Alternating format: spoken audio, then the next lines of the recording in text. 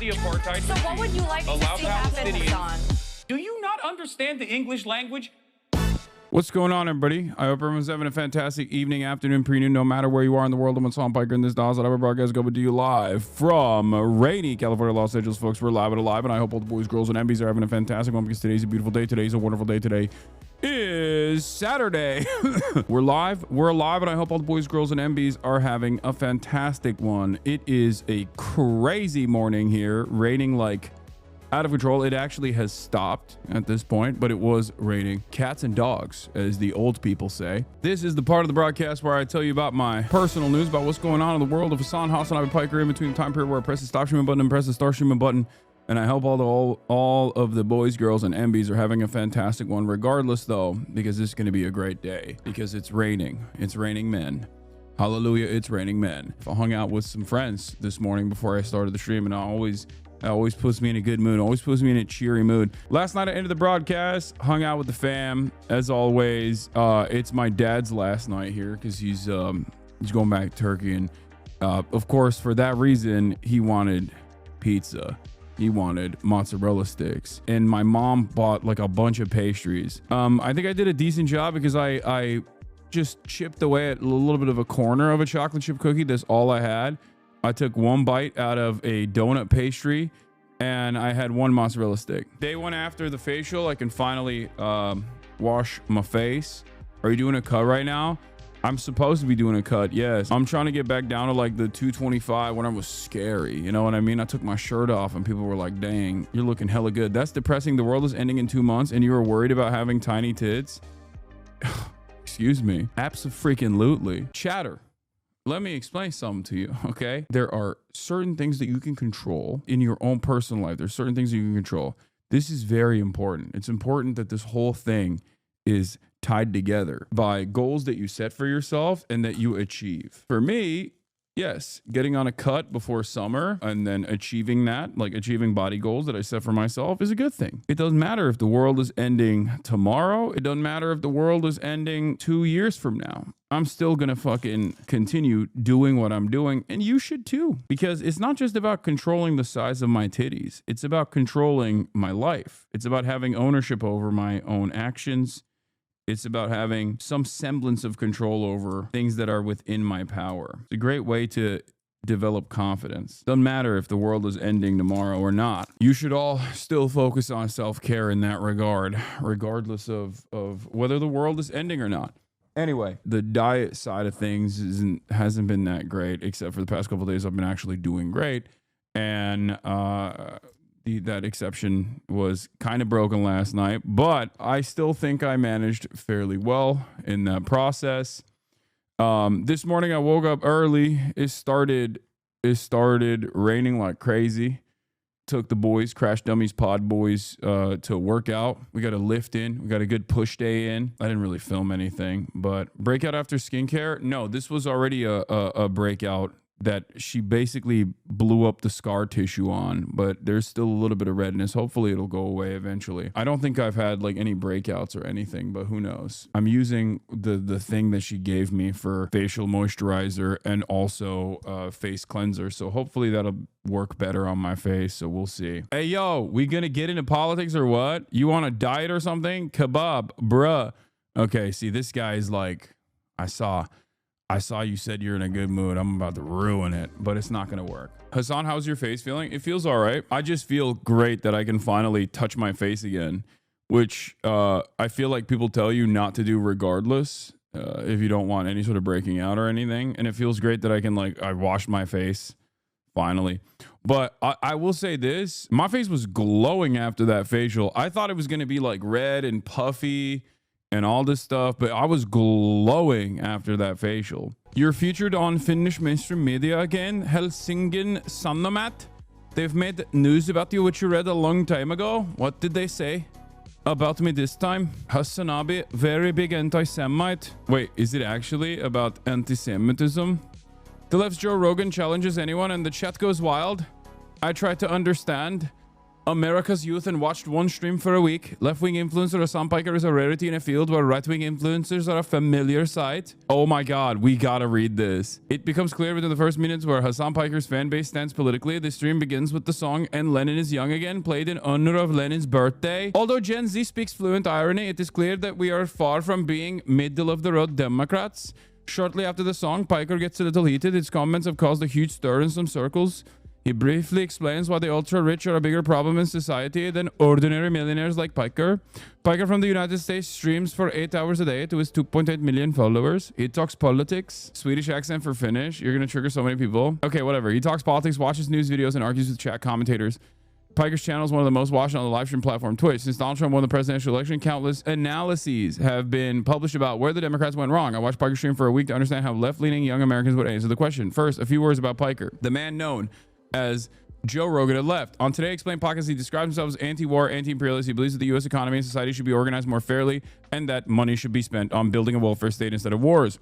Piker doesn't consider himself a Democrat. On the contrary, he often says he's disappointed with their policies. For example, the Joe Biden administration, which used language borrowed from the right about immigrants and did not renegotiate the Iran nuclear deal. Okay, I feel like this article has avoided one major criticism that I have of the Biden administration thus far, and just in general, which is Israel. I don't know what like Finland's attitude towards Israel is. I wouldn't expect it to be pro-Israel though, especially considering like Norwegian history with Israel. I assume that Finland is probably in that category of like not being super pro-Israel either, but maybe I'm wrong. Norway definitely is one of the best countries historically on Israel.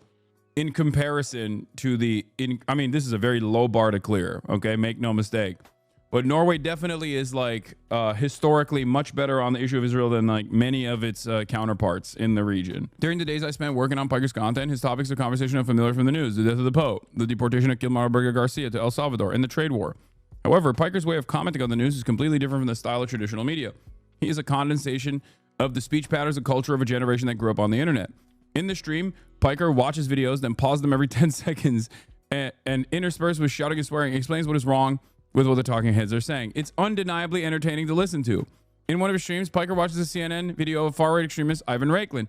He compares the man's appearance to Uruk-hai from The Lord of the Rings. It's horrible to watch. No wonder he's a Nazi. He says we have to defend the white race, but man, I'm not sure you're any race, Piker threatens. Oh no, they're playing my hits over there in Finland. Oh dude, that was so funny. Chatters receive similar, if not quite as harsh treatment. You're too stupid to realize this, Piker says when someone challenges him, but it is clear that there is no reconciliation now. Of all the news topic, Gaza receives the most attention from Piker. Talks about the United States involvement in the murder of Palestinian babies, his disappointment with the traditional media's coverage of Israel, and how both Trump and Biden give Israel's Benjamin Netanyahu a free hand in Gaza. Even when Piker talks about the Last of Us series, he can't help but mention his creator Neil Druckmann is pro-Israel.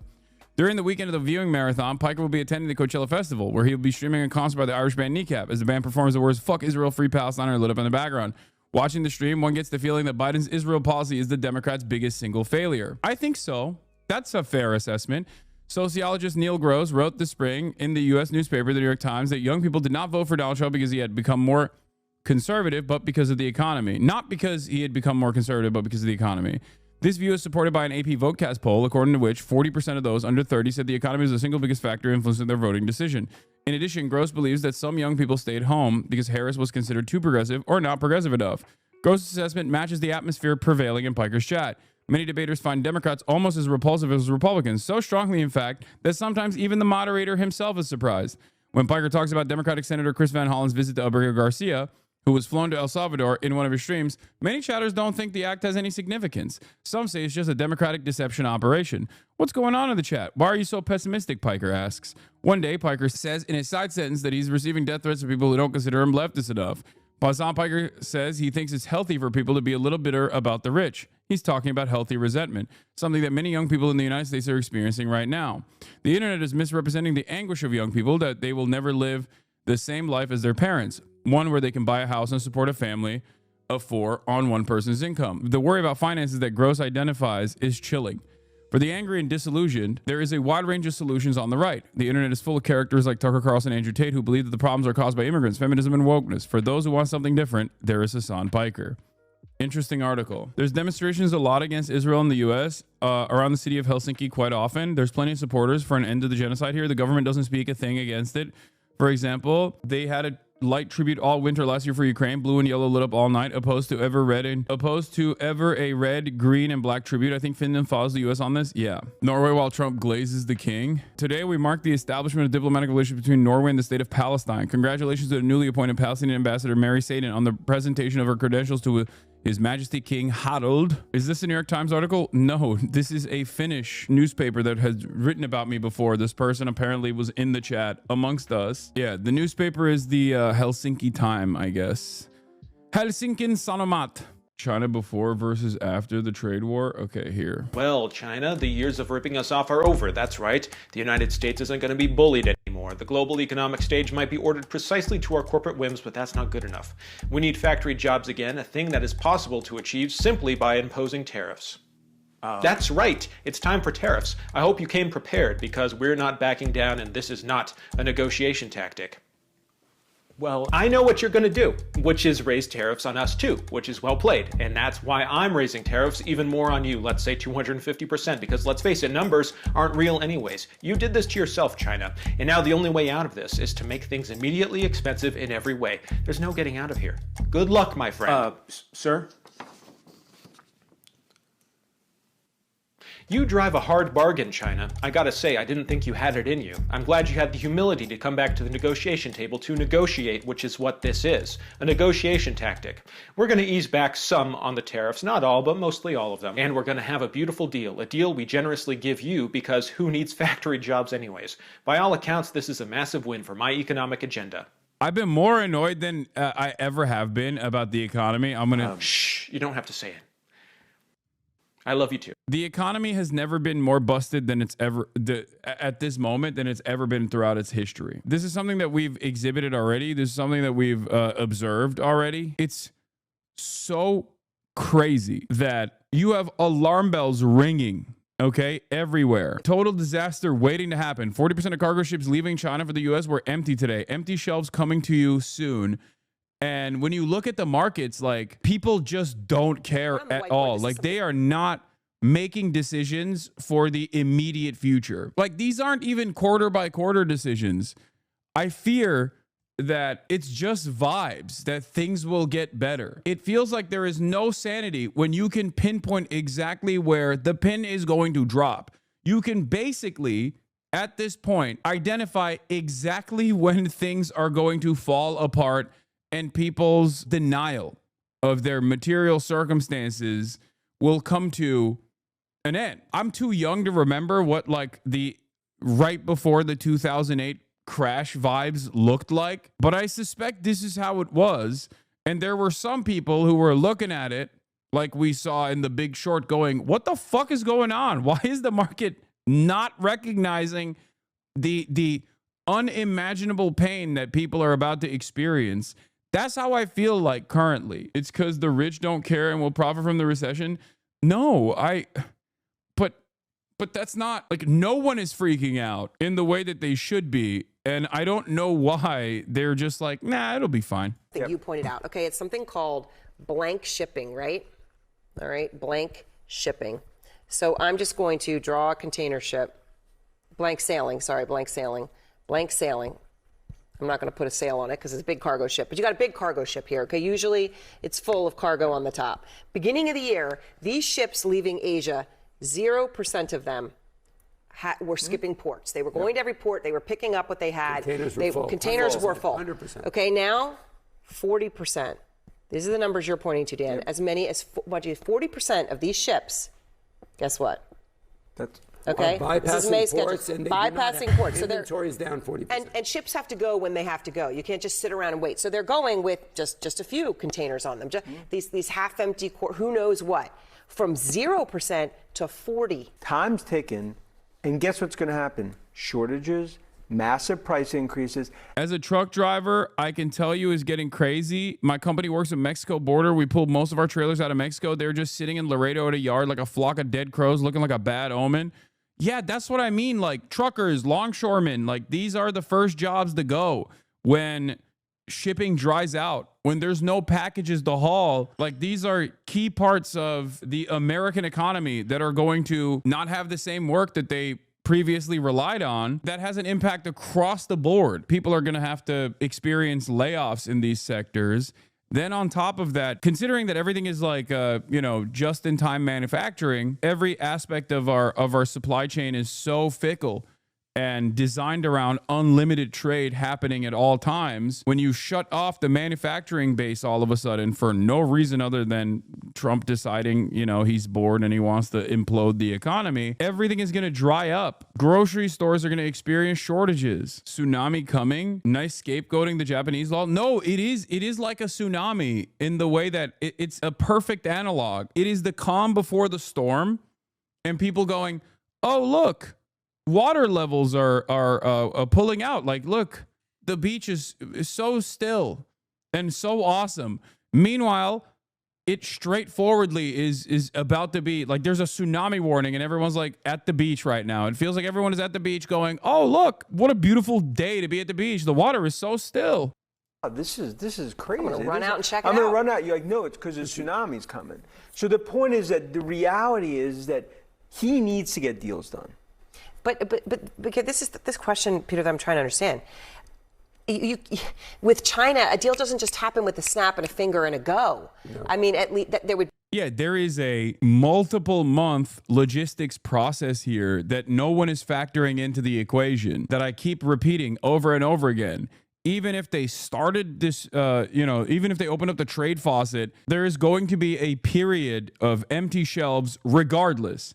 That is due to Trump's ridiculous tariffs agenda early on. Like, we haven't seen the impact of Trump's decisions when he decided to nuke global trade for like a little bit. We have yet to see that. We have not seen that yet. That hasn't happened yet. It's coming. What tariffs are still in place? No, there's plenty of tariffs that are still in place, but there's also the complete the Chinese tariffs that are specifically in place. And China is 30% of all trade. So Donald Trump effectively severed 30% of all trade with the insane tariffs that is slapped on to China. It was going to be a problem if Donald Trump applied a 25% tariff to China. That would have had economic impact as well. Now we have 10% universal, 25 on aluminum and steel, and 145 on all Chinese goods, some of which he clawed back. But then he keeps saying, actually, we didn't claw it back. We're still doing it. That's the other part of this. This is so volatile. It's so unstable. You can't tell exactly what kind of tariffs regime we're operating under because the Trump administration is routinely going back and forth on what tariffs they have versus what tariffs they've decided not to have. It's just like, it's so stupid.